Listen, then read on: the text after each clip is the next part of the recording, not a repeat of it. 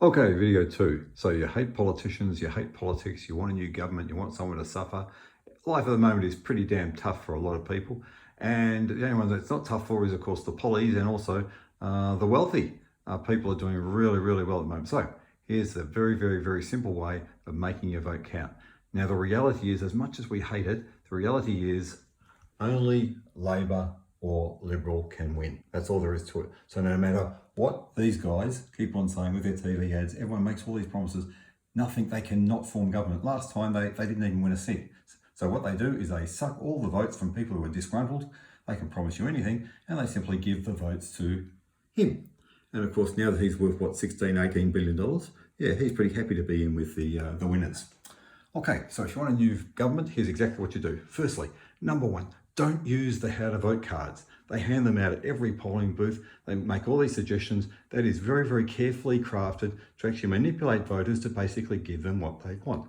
Now, I don't care if you vote Liberal or Labor. The reality is, if you want the government to change, you have to put on your voting slip, you simply put Labor or Greens first as number one or number two. That's the only way the government can change. And what you need to do is make sure that you put Liberal and all the others last.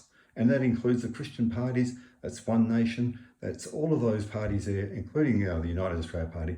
You put them last, particularly the Liberals last at 8 or 6 or however many voters, candidates there are. Okay, number 3 now. Greens and Labor are the only ones that don't actually give their votes to Scomo.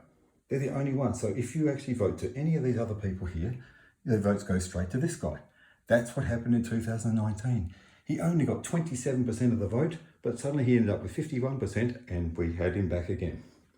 So in 2019, 3 million people actually don't realise that they voted Liberal. Now, some of them may be aware, maybe they're a little bit switched on, they know what goes on in the system, but the reality is that's what happened. Number 5, a vote for United Australia Party or One Nation or Christian parties or any of those goes straight to Scott Morrison and the Liberals. Now, if you actually are really partial to the Liberal Party and you want more after 9 years of the Liberals, then by all means, just do the reverse. Basically put Labor last and put Liberals first. But as I said, I don't really care about what's going on at the moment in terms of all the advertising and so on. If you think that Clive Palmer spends $60 to $80 million of his money because he wants to change the government, that's not true. He wants this guy in, so he keeps on getting, and all the other rich people, the big business people, they want to actually keep on reaping the benefits. Okay, so what he does is he pretends he hates him.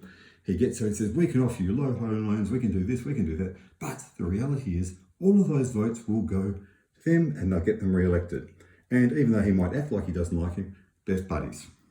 Okay, now finally I'll just do the how to vote card in video 3 very, very, very short.